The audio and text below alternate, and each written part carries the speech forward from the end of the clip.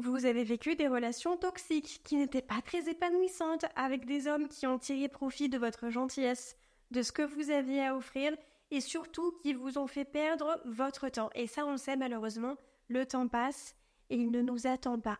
Et personne n'aime regarder en arrière et se dire « j'ai passé 3 ans à donner tout ce que j'avais à quelqu'un qui, dès le départ, n'était pas aussi investi que moi dans notre relation. » Ça fait de la peine, ça nous brise le cœur, quand on y repense, on se sent pas bien. Alors le but n'est surtout pas de culpabiliser, on ne peut pas changer ce qui s'est produit précédemment. Par contre, ce qu'on peut faire, et ça c'est la bonne nouvelle, c'est inverser la tendance aujourd'hui pour vivre quelque chose de beau plus tard avec un homme qui lui sera investi, sera mature et aura envie de vivre à nos côtés. Aujourd'hui, je vais vous donner 6 conseils pour attirer cet homme-là.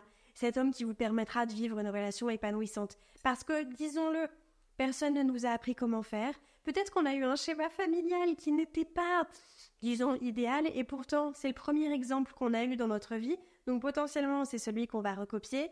Et s'il n'était pas très stable, s'il y avait des rapports de force, s'il y avait de l'indisponibilité émotionnelle, notamment chez le papa, on sait, eh bien, ça risque d'être assez compliqué et malheureusement, on va vivre cet autosabotage à travers nos schémas répétitifs. Tout simplement parce que ça fait partie de notre zone de familiarité, donc pour notre cerveau, de notre zone de confort. Vous allez me dire, oui, mais Andrea, c'est pas très confortable.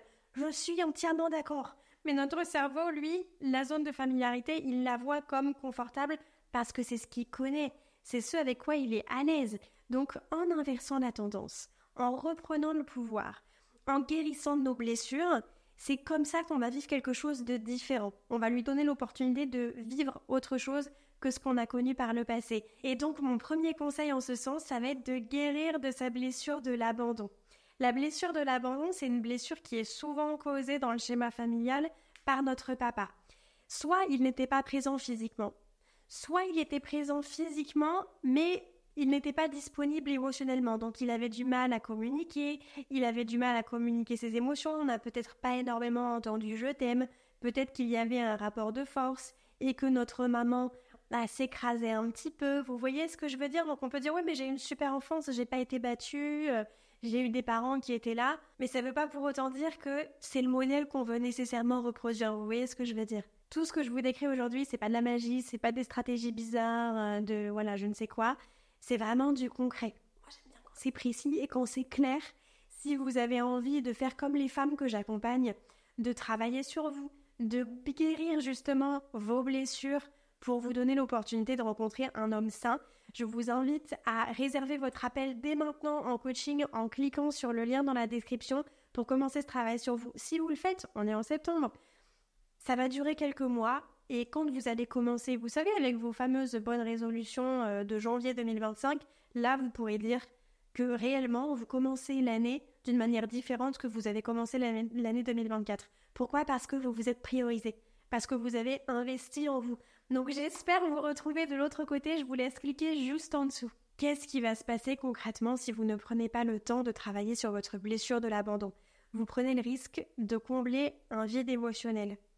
Et donc de combler ce vide avec n'importe qui se présente à vous, un tant soit peu, qui soit un minimum gentil au premier rendez-vous. Bon bah ça y est, il a passé la ligne d'arrivée, donc on y va, on se projette, on appose son nom de famille à côté d'une autre pour savoir si ça sonne bien. Et vous voyez que là on est dans un surinvestissement émotionnel. Est-ce qu'il y avait de la sécurité émotionnelle au début? Alors, on n'en sait rien, on s'est concentré sur lui. On s'est même pas concentré sur nous, même pas concentré sur ce qu'on ressentait. Donc le but, ça va être aussi de se recentrer sur soi, justement, pour ne pas, et ça c'est mon deuxième conseil, pour ne pas tomber dans une forme de dépendance. Le but est que vous appreniez à aimer sans vous oublier, à considérer l'autre, mais à vous considérer vous aussi, ce que vous n'avez pas fait dans le passé, à aimer effectivement donner de votre énergie, sans pour autant vous abandonner. Donc chacun a son espace dans une relation équilibrée. Chacun a son temps pour soi, chacun a son temps avec ses amis, avec ses proches, ses collègues, sa famille, etc. Et du temps aussi à deux dans la relation au couple. Mais il faut trouver de l'épanouissement en dehors de cette relation. Sinon, on risque de tomber dans une forme de...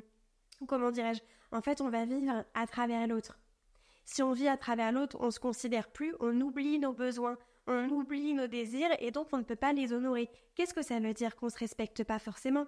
Et ça, les hommes le sentent. s'ils sentent que vous ne vous respectez pas, que vous n'honorez pas vos besoins, que vous ne prenez pas les décisions adéquates quand vous avez l'opportunité de le faire, ils vont en tirer profit. Et c'est là qu'on entend cette fameuse phrase « Oui, mais on a tiré profit de ma gentillesse, c'est parce que je suis trop gentille que j'ai vécu tout ça. » La bonne nouvelle, c'est que ça n'existe pas d'être trop gentil. C'est pas possible.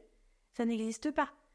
Ce qui existe, c'est de ne pas se respecter. Donc oui, tout donner à quelqu'un qui s'en fiche, c'est pas être trop gentil, c'est ne pas se respecter du tout. Et donc quand on ne se respecte pas soi, malheureusement, l'autre ne va pas nous respecter non plus, bien souvent. C'est pour ça que, personnellement, j'aborde vraiment ma façon de faire, ma méthodologie sur une approche concentrée sur votre estime de vous. Parce que si on se concentre sur soi, sur le fait de connaître sa valeur, de connaître ce qu'on mérite, de connaître ce qu'on vaut, alors ça ne veut pas dire se la péter et penser qu'on est mieux que tout le monde, mais simplement d'avoir de la considération pour soi-même, quand on va rencontrer quelqu'un de toxique, ou sans que la personne soit toxique, c'est une relation qui peut être saine parce que la personne est une bonne personne, mais est-ce que ça va être une relation épanouissante? Pas forcément, peut-être parce qu'on n'est pas compatible par exemple, ou peut-être parce qu'il ne sait pas bien communiquer, c'est pas forcément un mauvais être humain, mais il n'a pas encore la capacité d'être un bon partenaire. Et là le but c'est pas de se dire « Ah oui, je vais l'attendre, je vais me baser sur le potentiel, la vie », non, c'est de se concentrer sur soi. Est-ce que ça remplit mes besoins? Est-ce que je sens que je peux être à l'aise? Est-ce qu'il y a de la réciprocité? Est-ce que tatati? Et on en vient du coup au troisième conseil. Pour attirer un homme sain, ce qui est très important, ça va être d'avoir des standards. On ne veut pas devenir intransigeante. On veut devenir exigeante tout court.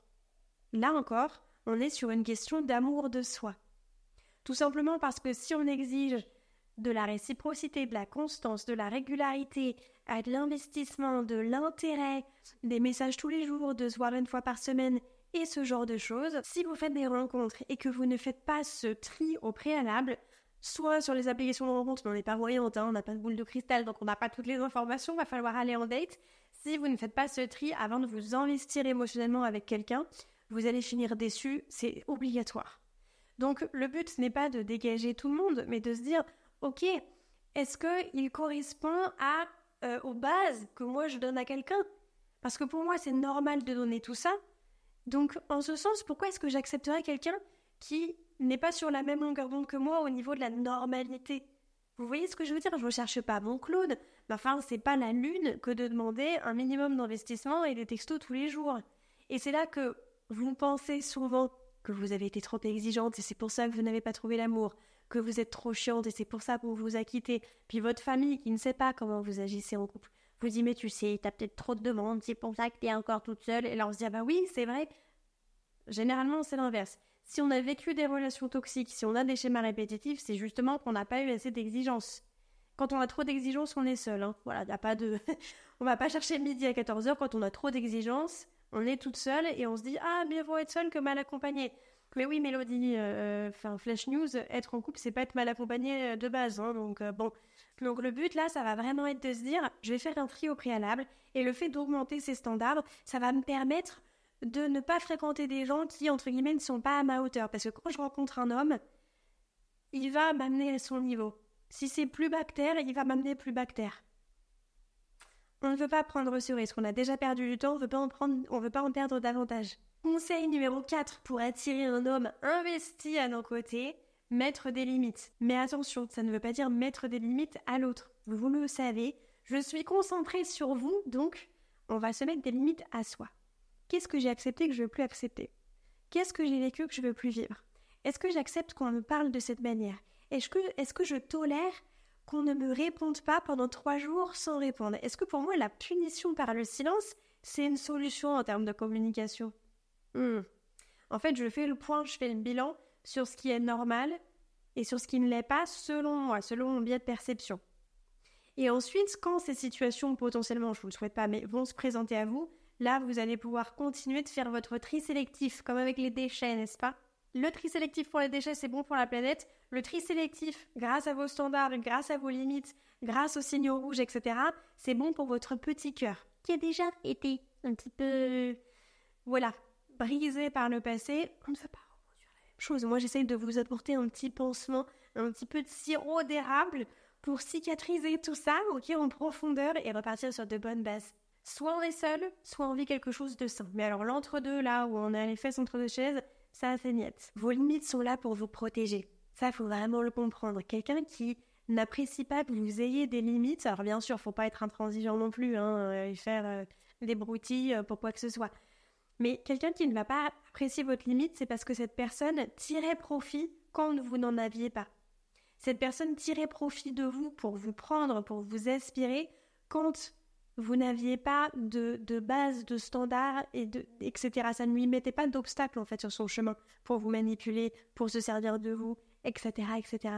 C'est pour ça que c'est aussi important d'en avoir. En fait, c'est sain. Donc les bonnes personnes vont respecter vos limites quand vous dites que vous n'avez pas envie d'avoir un rapport sexuel au bout de 2 heures avec un inconnu. Quand vous dites que vous n'avez pas envie de donner votre numéro alors que vous êtes sur Tinder et que vous ne vous connaissez pas. En fait, tout est dans la forme. Le résultat sera différent au niveau de votre interaction selon la manière dont vous allez verbaliser les choses. Et ça, c'est hyper important de travailler là-dessus parce que ces techniques de communication positive et non violente, ça va vous servir, oui, dans les relations amoureuses, mais aussi dans votre travail, avec votre famille, avec vos amis. Donc, je vous invite à explorer cette communication positive en incarnant votre énergie féminine. On met des limites, mais on n'est pas non plus en train de taper du poing sur la table, etc. Okay, et souvent, c'est une erreur que je vois d'ailleurs. On a été tellement blessés qu'on a peur de souffrir à nouveau et du coup, on passe d'un extrême à un autre.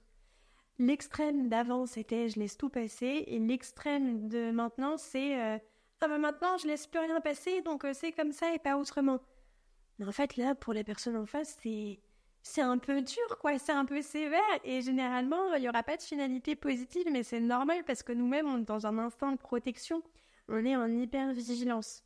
Et donc, là est mon 5e conseil, vous gardez votre cœur ouvert, tout en restant ancré avec vos valeurs. On garde notre cœur ouvert à de belles opportunités, tout en agissant en accord avec les signaux rouges quand on en voit.